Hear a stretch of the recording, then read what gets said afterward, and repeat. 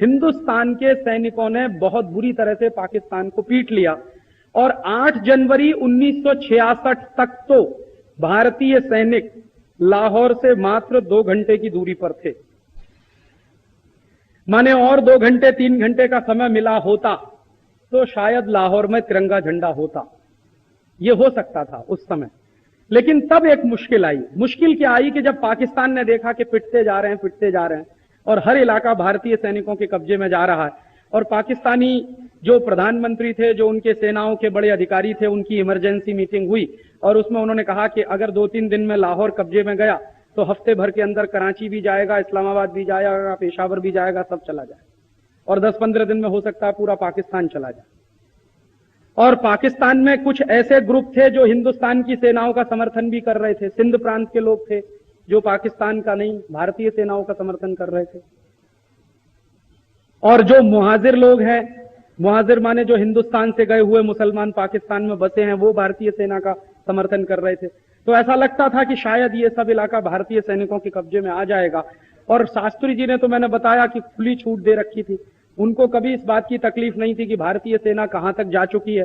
उन्होंने कहा कि अभी पाकिस्तान को कायदे से सबक सिखा देना ही ठीक है, ताकि बार बार ये तकलीफ ना उठानी पड़े हमको।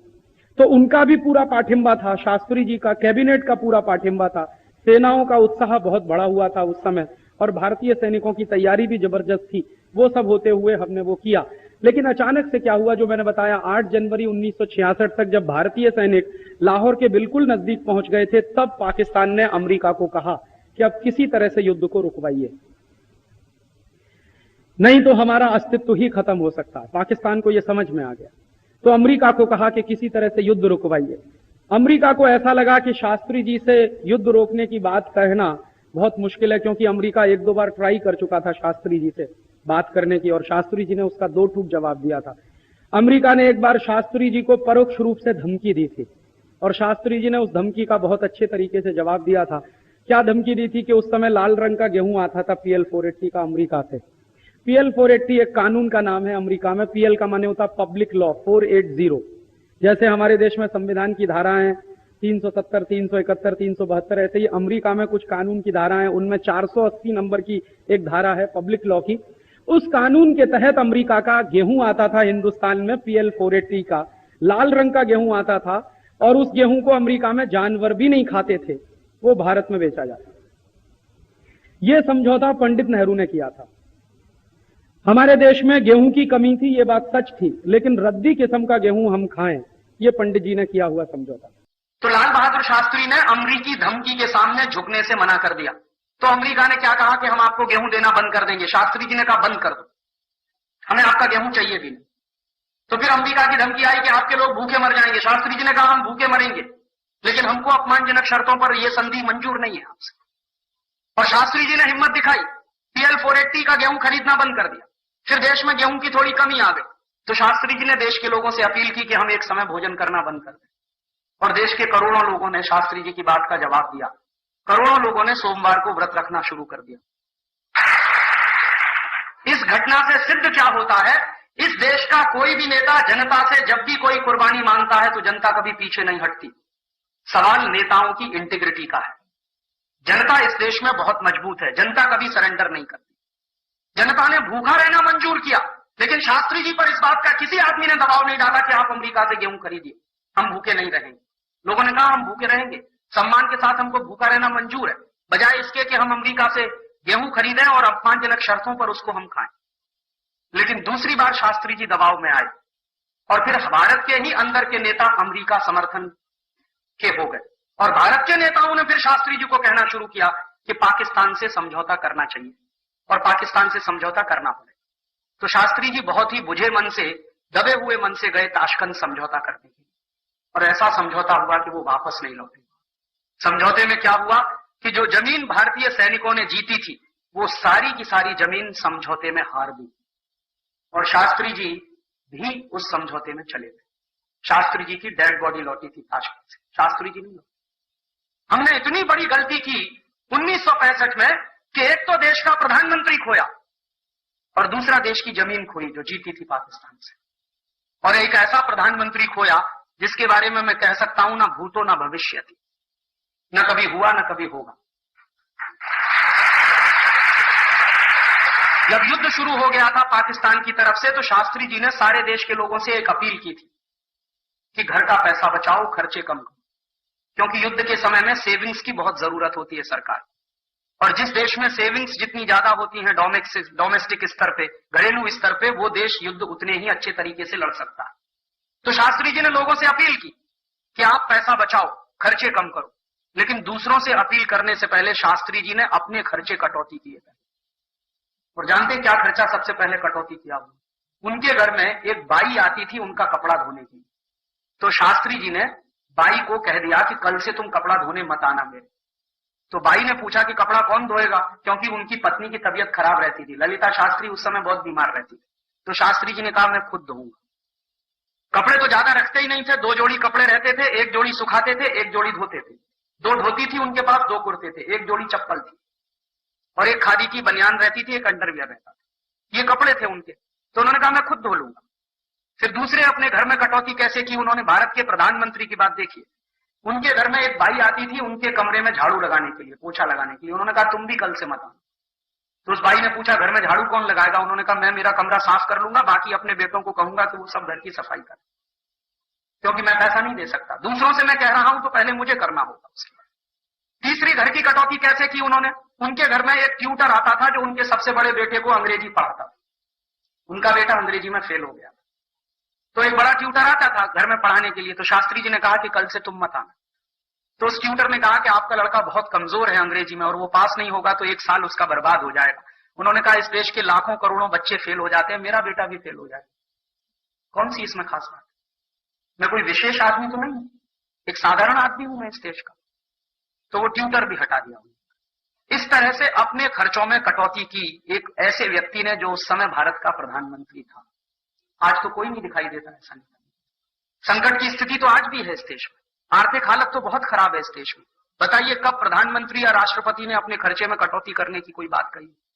आज के नेताओं ने तो अपने खर्चे 3-3 गुने बढ़ा लिए। आपको मालूम है सभी नेताओं की पगारें 3-3 गुनी बढ़ गई। अभी पिछले 1 महीने से प्रधानमंत्री की पगार 3 गुनी बढ़ गई, राष्ट्रपति की पगार 3 गुनी बढ़ गई, मुख्यमंत्रियों की पगारें 3 गुनी बढ़ गई, राज्यपालों की पगारें 3 गुनी बढ़ गई। देश की आर्थिक हालत बहुत खराब है, सरकार के पास पैसा नहीं है, और प्रदेशों से आने वाली मदद भी रुकी हुई है क्योंकि आर्थिक पाबंदी है। वैसी स्थिति में मुझे ऐसा लगता था कि ये सब नेता लाल बहादुर शास्त्री वाला उदाहरण पेश करेंगे कि पगारें नहीं लेंगे 1-2 साल के लिए, देश की स्थिति जब तक सुधरेगी नहीं। लेकिन इन सब नेताओं ने तो अपनी पगारें 3-3 गुनी बढ़ाई। इसलिए मैंने कहा था कि शास्त्री जी ऐसे व्यक्ति थे, ना भूतो ना भविष्यति। शायद ऐसा नेता मिलना बहुत मुश्किल है इस देश में। और क्या हो गया था, युद्ध जब शुरू हो गया था तो एक दिन शास्त्री जी की पत्नी ललिता जी ने कहा कि आपकी धोती फट गई है, आप एक नई धोती ले आइए।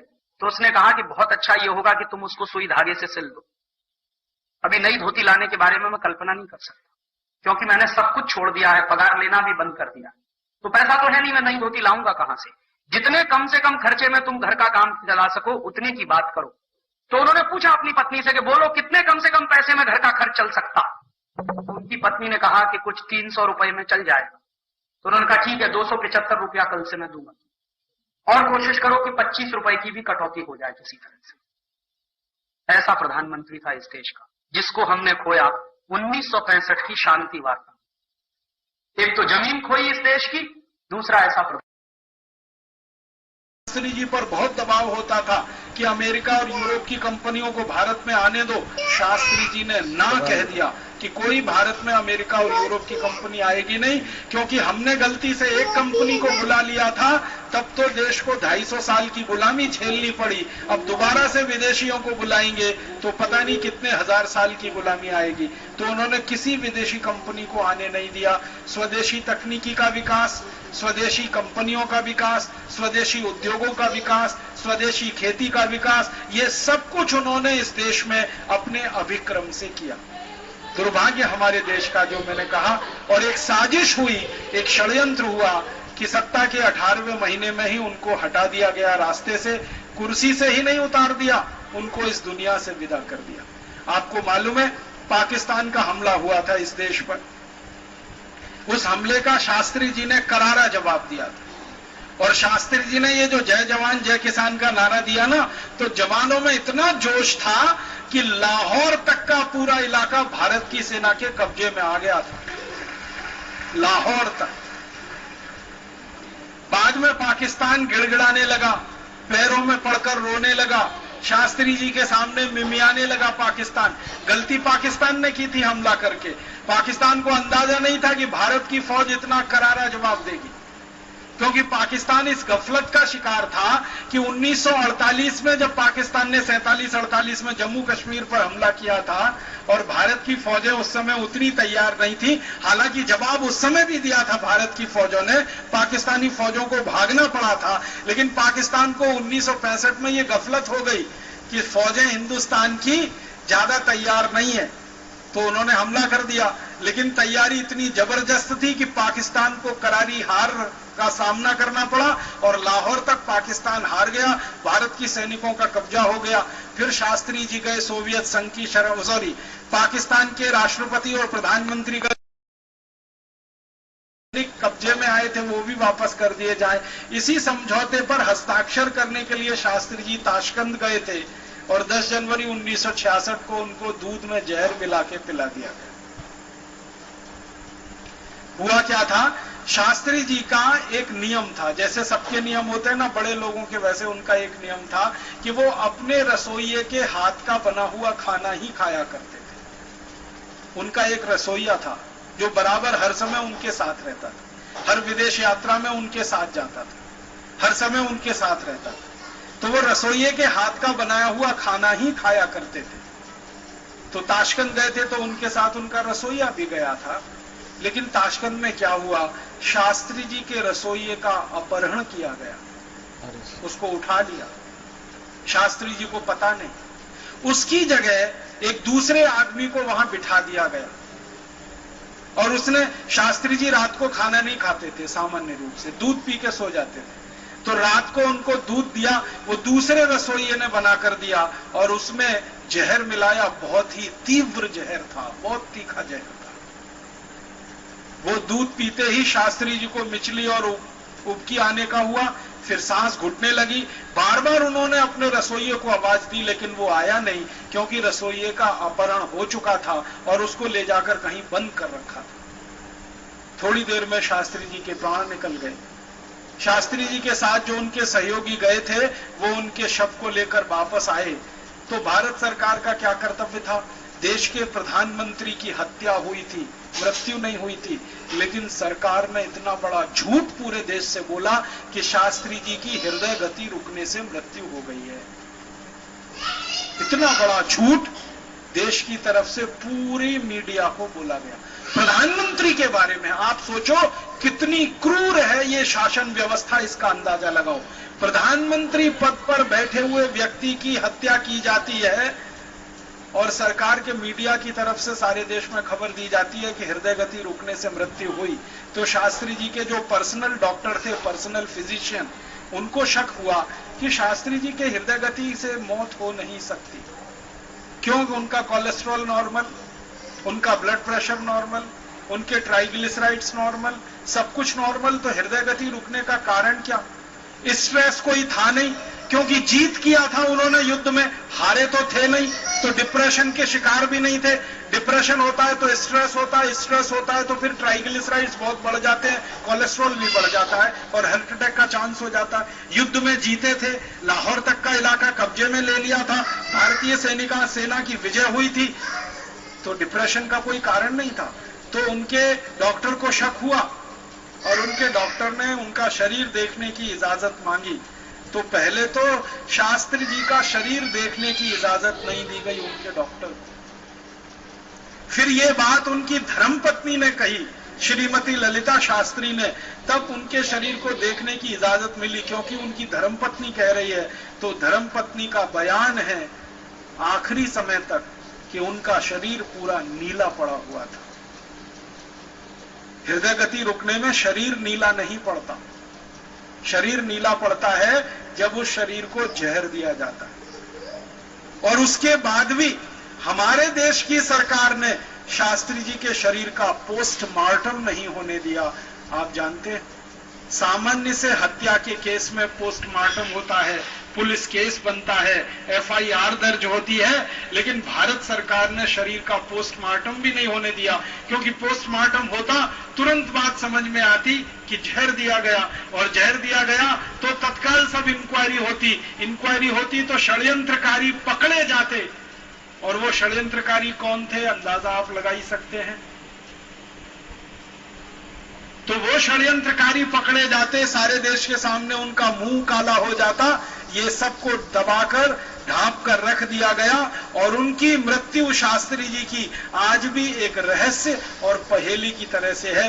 मैं आपको विनम्रता पूर्वक बताता हूं कि हिंदुस्तान का पहला प्रधानमंत्री था जिसने किसानों की चिंता की, जिसने जवानों की और सेना की चिंता की, जिसने हिंदुस्तान की स्वदेशी पूंजी कैसे बढ़नी चाहिए उसकी चिंता की, स्वदेशी तकनीकी कैसे विकसित होनी चाहिए उसकी चिंता की, स्वदेशी संसाधन कैसे बढ़ने चाहिए, माने पूरा खांटी स्वदेशी प्रधानमंत्री वो इस देश को मिला था।